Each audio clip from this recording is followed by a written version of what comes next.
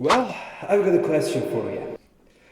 What do you think about 2024 and 2025, especially as a classic Tomb Raider fans? So, I don't know you guys, but these past 2 years, I mean starting from 2024, feels like completely new timeline, especially if you're a Tomb Raider fan, classic Tomb Raider fan to say the least.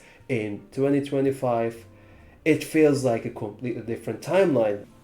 You can't deny that. It is impossible to deny that. You can't, there is no way you don't like it and you hate it because it's a new era and it still to this day, despite we already saw the first three remasters and it was a great success for many and for publishers as well. Well, we still can't believe it. It still feels unnatural, right? So surreal. It still feels surreal. So I don't know you guys, but it is true. It is what it is, and I think nowadays we can expect almost anything. So I mean, remaster seeing classic games remastered was almost like impossible. Let alone Angel of Darkness being restored and some additions were added on top of that, so it was impossible. We couldn't even think about it, let's just say. And now today we have two remasters. Angel of Darkness is being restored, and I mean, I think we could even talk about Angel of Darkness 2, right? We can even today imagine it. It is almost a possibility to this day. Can we be surprised by this news? So, Angel of Darkness 2? I don't think so. After seeing those impossible additions in this new timeline, I believe anything is possible for us classic fans. But what does it mean?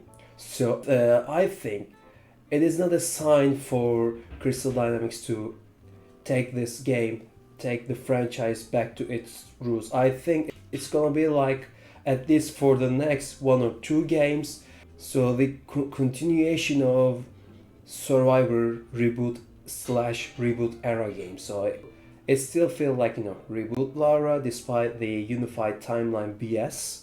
It will feel the same, but it opens up a possibility, a lot of possibilities. So Aspyr and Saber Interactive cooperation, let's just say, is a big success, and now they know the potential of the series and they know what they can do for the classic fans, for newer fans, because not just the classic fans. So the many gamers who couldn't witness the classic era back in the day could also was they were also able to witness what it means, what it meant. At least they tried to get the meaning, they tried to understand, and most of them did that. So it was a great way to replay, revisit these amazing legendary titles, and they did, and we did, and we loved it. Numbers don't lie, right? It was a great success. The same case happened for Legacy of Kain series, Soul River 1 and 2, so it was a great success as well. So there is no way to deny that, and Crystal Dynamics knows, the Embracer Group knows that, Saber knows that, Aspyr knows that, we know that, so it's gonna be different, I'm sure of it. But unfortunately for the main series, the continuation of the new game, there is still a high chance it might flop, unfortunately, because I don't like the formula they use. It is so outdated to be an Uncharted clone to these days.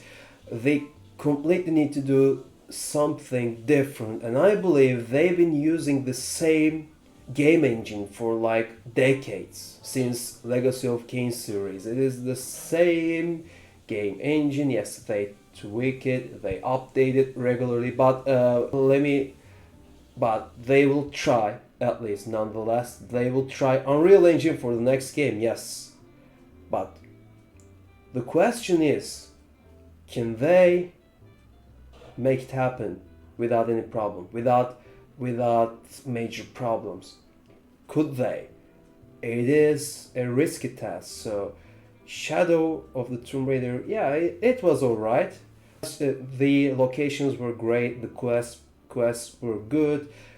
It is the closest thing out of reboot games, survivor slash reboot games. Gosh, it's so hard to say that we can get out that is similar to the classic games, right? It was the closest thing we could get to it from these modern games. So the locations, the exploration aspect of the game, the puzzle variety and difficulty, let's just say, it was something different, and it was closer to the classic games, but it was still so far away from the classic formula. Why is it so hard to pronounce? Anyways, so for example, look at Resident Evil games, Silent Hill remake, Silent Hill 2 remake. Yes, they completely modernized the whole series, the games. They were Resident Evil 2 remake, fantastic remake. 4 remake, fantastic. Resident Evil 7, fantastic, and really close to the original game. After really long years, it was the closest thing to the classic Resident Evil feeling, despite being the first person camera angle. But the same case for Silent Hill 2, amazing remake, so close to the original, even adding on top of that. But I know that is another topic for another discussion. I know that, so I'm not gonna make it long. But my point is, you could modernize the games. You could really get your game to be liked by modern audience, modern gamers, and you could still make something modern without getting away from the classic formula, right? You can make it. You don't have to make every game open world, so many stupid side quests and all that. You don't have to do that nowadays. You don't have to.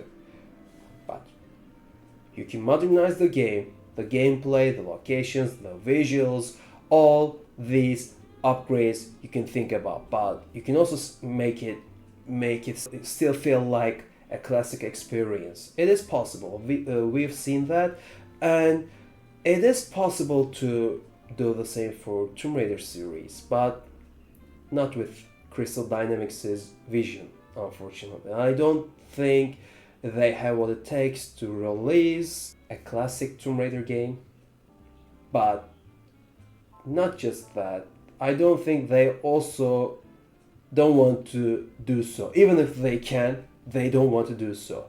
They want to create their own legacy with bow and arrow, ropes, white ledges everywhere. It's a completely different personality, which is really boring, to be honest. It's an Uncharted clone, but at least Nathan Drake is a funny guy with funny jokes. But Reboot Lara is so boring. I need to save everyone. Why is it happening to me? All that, whining, crying. So boring. You get my point. But they don't want to do so. I'm not even talking about the game, the discussions. They call it everything woke, anti-woke, or all that. I'm not gonna get into those details. It's not important to me. It is just stupid points for creating discussions. My point of view is, it is not even close. It doesn't even feel like a Tomb Raider game, and that's a big problem. And they still continue to do so, and they want to do so. But the love, the support, the success of the remasters show otherwise. It's an important sign, and I think it's an important red flag for Crystal Dynamics. Look, these are what fans really want, what people really want. You can't continue doing so nowadays. You can't. Otherwise, your next project will flop badly. You need to listen, you need to realize what people really want, and you need to realize, you need to notice, okay, I gotta do this, I gotta do that. I need to really take a good look at the feedback and envision what I can do with it, so that I'm gonna create something beloved by many fans, many gamers, and I can continue our legacy. We can continue our legacy. It's a win-win situation, to be honest, but they're so stubborn to do so, I believe. And that's why I'm not really hopeful for the next game, but I'm hopeful for the far future, because Embracer sees that, see the opportunity, see the success of the classic games. They can see, they can witness their weight. After all these years, I mean, Angel of Darkness was a disaster. It was a disaster. But the ambition, the love for the game was so real, and it was untouchable. It is still to this day, and because of this love, this ambition for the game, unlimited amount of potential this game really has but couldn't do so, created this opportunity. Now we're witnessing something impossible. We're about to see Angel of Darkness being restored with a lot of great additions and fixes and great visual upgrades. And it's not even a mod, it's an official release. It is official. It'll be on modern consoles, PC, all that. It is real. Really. The whole Core Design series are being remastered. They do. We have them. And not just those, the expansion packs, golden levels, these, even time exclusive level. I wouldn't be surprised if they added, level editor disc, but I don't think they would, but I wouldn't be surprised at this point. Let me just add that.